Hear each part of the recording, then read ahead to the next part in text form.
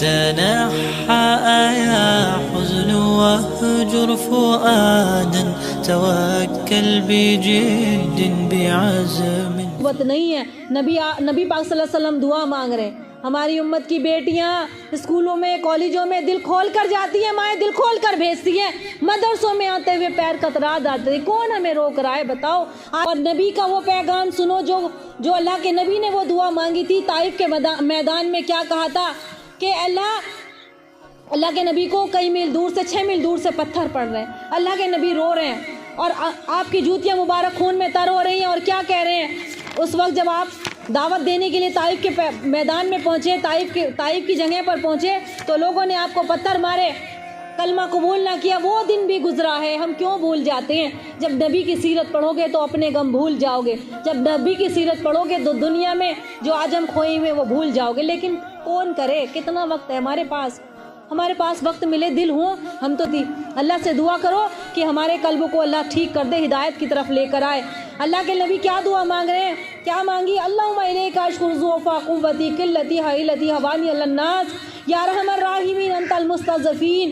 کہ اللہ میں تجھی سے شکایت کرتا ہوں, جب آپ پر پتھر پڑے تو آپ نے دعا مانگی, آپ گر گئے, لہو لہان ہو گئے, جوتے نالیل مبارک آپ کے خون میں تر ہو گیا, خون آلودہ ہو گیا. اور کیا کہا؟ اے اللہ, اس وقت بھی اللہ کے نبی اپنی شکایت, اپنی کمزوری کی, بے بسی کی شکایت کر رہے ہیں.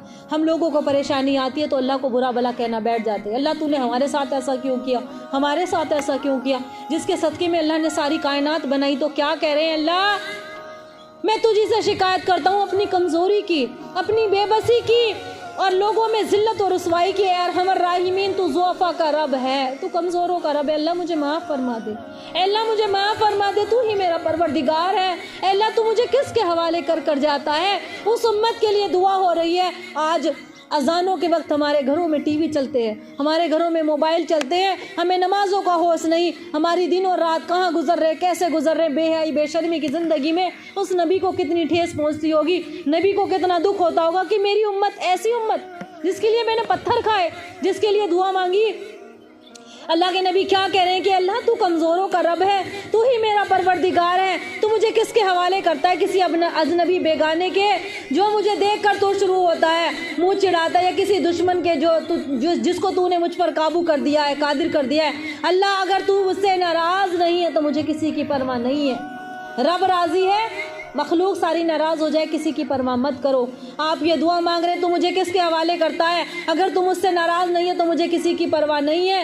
تیری حفاظت مجھے کافی ہے. میں تیرے چہرے کے اس نور کے طفیل, اور جس سے تمام اندھیریاں روشن ہو گئیں, جس نے دنیا اور آخرت کے سارے کام درست کر دیے, اس بات سے پناہ مانگتا ہوں مجھ پر تیرا غصہ ہو یا تم مجھ سے ناراض ہو. تیری ناراضگی اس وقت تک دور کرنا ضروری نہیں جب تک کہ تم مجھ سے راضی نہ ہو جائے, کہ بے شک تیرے علاوہ کوئی طاقت قوت نہیں ہے.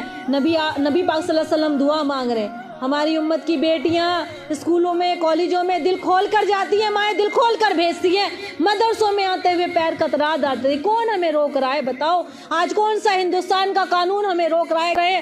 کوئی نہیں روک رہا, سب کی آزادی. ہم لوگ تو انہیں برا بھلا کہنے پر لگے رہتے ہیں, اپنے گریوان میں نہیں جاتے. شہر ہو, گاؤں ہو, بستی ہو, ہماری بیٹیاں اپنی شرم اور حیا کی چادر نکال اتار پھینک دی ہے. جب حیا نکل جائے, اللہ کے نبی نے فرمایا جو تمہارا دل کرے وہ کرو. ایمان اور حیا دونوں ساتھ ساتھ چلتی ہیں. اگر حیا رہتی ہے تو ایمان بھی رہتا ہے, حیا ختم ہو گئی تو سمجھ لو ایمان بھی اللہ چھین لے گا ساتھ ساتھ. اور چھن گیا, اور کتنوں کا چھینے گا. ابھی اگر آج بھی آنکھ نہیں کھولی ماؤں نے تو کیا بنے گی؟